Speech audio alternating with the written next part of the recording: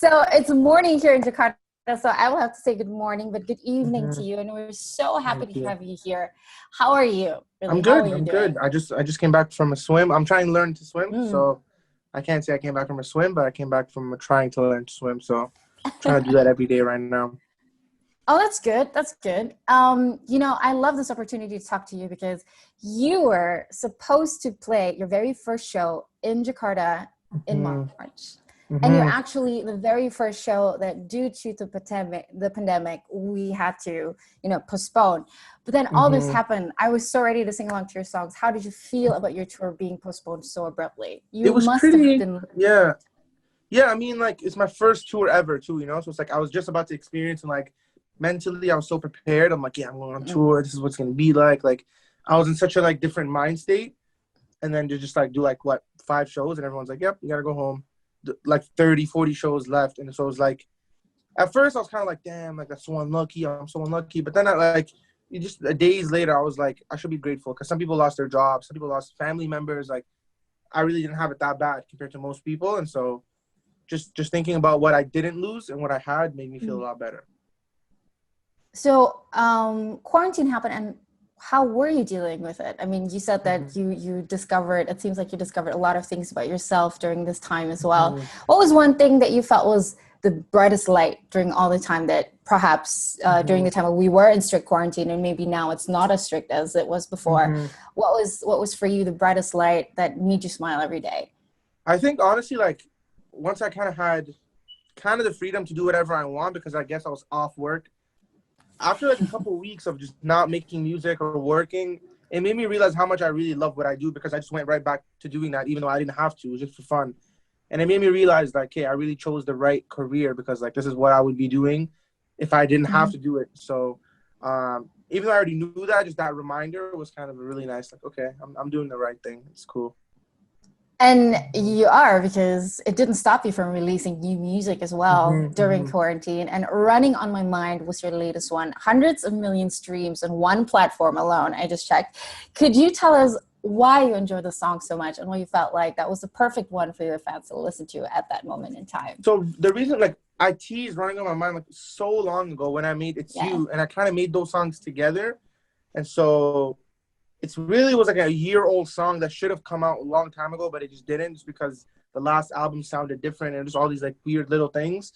And so when I knew I was gonna release music, I'm like, if I don't release this, the fans, like the core fans, we're gonna probably like start rioting. So I was like, I know they want this, so let me give them what they want. And I think everyone was happy about it. Yes. And it's such a heartfelt song though. Is there a story behind it? What would you love hmm if you when you were writing the song, what was one message that you would love to convey to your fans? hmm So that song, so I wrote It's You about the same girl, but I wrote that like months before. And then this song was after like the first time meeting her. And I was like Mm. flying back home on the airplane when I wrote that song. So like really, I mean, it's just obviously the title is running on my mind, which is pretty self-explanatory, but it's just like everyone has that one person that after you kind of meet them or have your first date or whatever, where like, or even the first time you call them, you just can't get them out of your mind. And that's kind of what that song was about. Well, maybe love starts from there. I mean, I think hmm like I really think you're super inspiring because there is a weight to all of your songs. And I think that's the reason hmm why we in Indonesia love our emotional connections when it comes to songs. And that's one of the reasons why we were so looking forward to have you here. But your Juno documentary is available now on YouTube. And I just watched it, like half of it, just before this interview. hmm And I think your story is such an inspiring one. What is one thing you would inspire young people listening to you? And how are you putting all of your past into your songs, the way you write them? So one thing to inspire someone, or just, I guess one piece of advice I'd give to anyone doing anything, is just like believe in yourself. Like don't underestimate how powerful that self belief could be, and don't let anyone else like just because a lot of people don't believe in themselves, and so you believing in themselves might turn them off, or they might try to convince you like, nah, you can't do that. You can't become a singer. You can't become a I don't know, football player or doctor, whatever it is you're trying to do, because they don't think they can do it. But Mm. if you really believe that you can do it, then you can do it. And I guess my music, even though it's not about that, it is like an embodiment of that because I didn't have any music connections or a Yes. manager or I didn't take music lessons. I don't know how to play any instruments. Like if you had looked at like my resume of like artists, like you would think like this guy would never be an artist. But I just really wanted it. and made it happen. And so whatever you're trying to chase right now, you can make it happen. You just got to keep going and believe in yourself.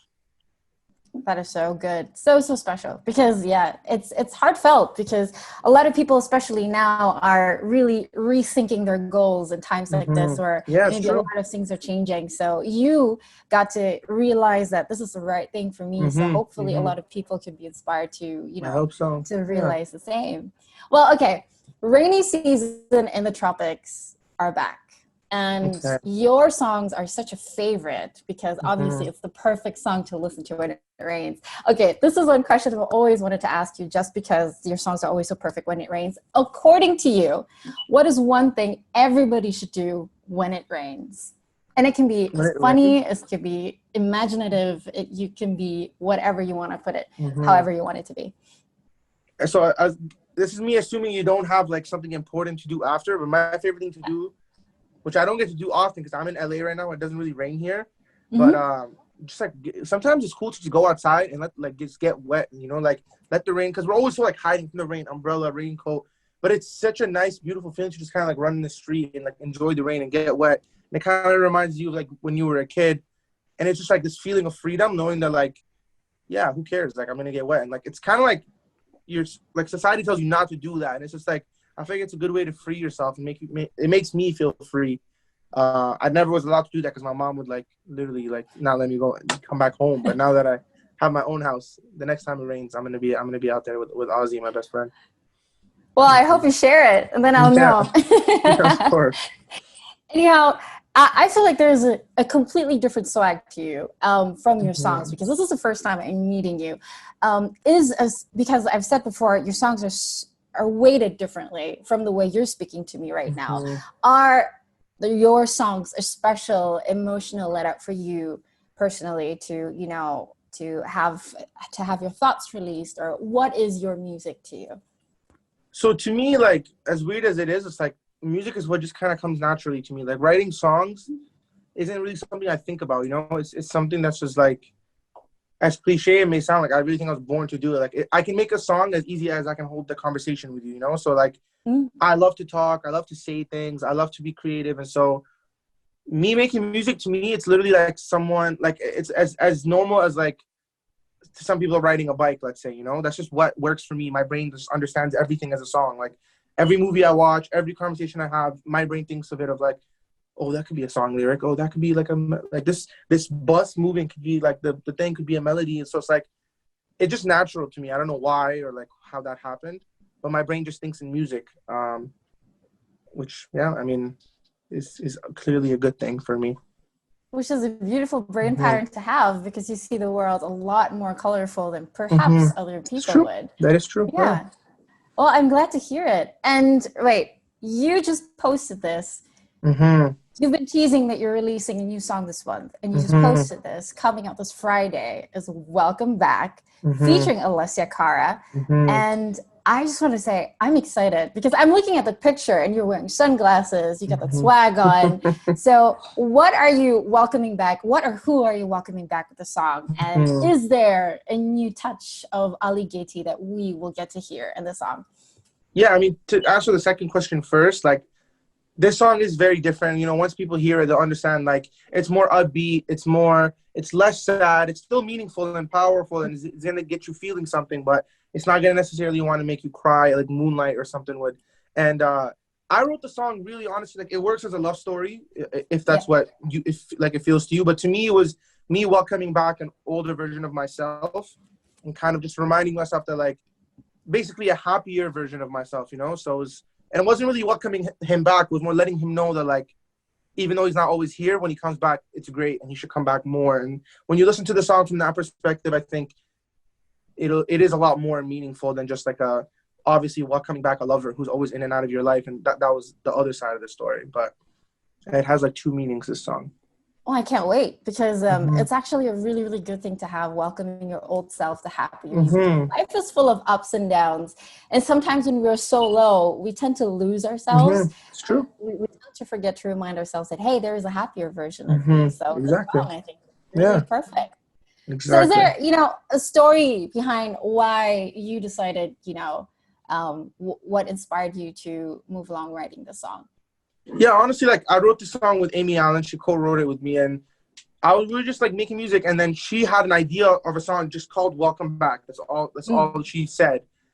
And for some reason, just like the other part of the lyrics were like the lyric "You're in and out" was just in my head for some reason, and it was just like there is like a love story behind it where it's like there's certain people in your life that are never just always there, you know. So it's almost like a Mm. sarcastic way. It's like "Welcome Back" because it's like you're always in and out of my life. You don't know if you want to stay, and like when you're here, it's good, but when you're gone, it's not. And so I felt like a lot of people could relate, and it started as that, and then I realized like, wait, this applies to me, like to like me singing to myself, and so I switched it, and that's why it's a cool song because like I wrote it as a love story Mm-hmm. and as a kind of I guess like a self-reflecting song, which is I've never done a song like that, so it's interesting for me too.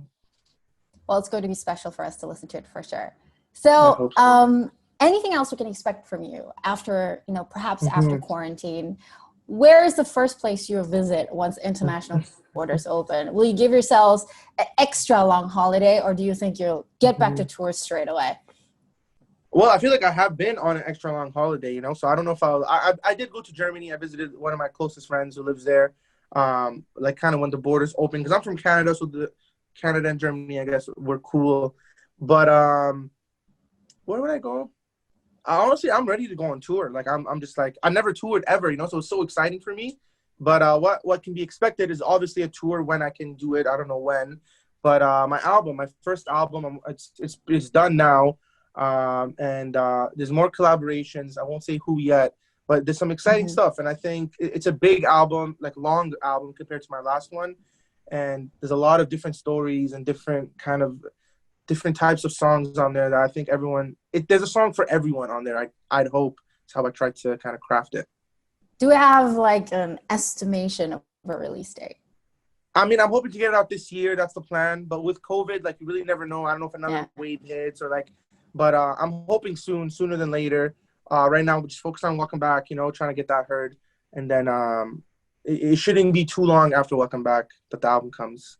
But I'm That's hoping this nice. year. I'm hoping this year. There's not that many months, so you know, you got like a 25%, 20% guess rate Yes. per month. But yeah. All right. So, last thing for me. Thank you so much for your time. Do you have a message for your Indonesian fans waiting to see you after, March happened? Mhm. Of course, Indonesia. I love you guys. You know, I'm pretty sure Jakarta is like one of my number one listen to cities on Spotify. So shout out to you guys. The love is crazy. I can't wait to come. I know I'm literally was like about to get on the plane to come see you guys, but unfortunately, you know, the pandemic happened. But I can't wait for the next tour to come, to meet everyone, to sing with you guys, and just have a lot of fun because you guys are amazing and you always support me. We love you back. And your song is still one of our favorite songs and one of the most requested songs ever, especially rainy day season is hitting, and we're glad you're releasing a new song.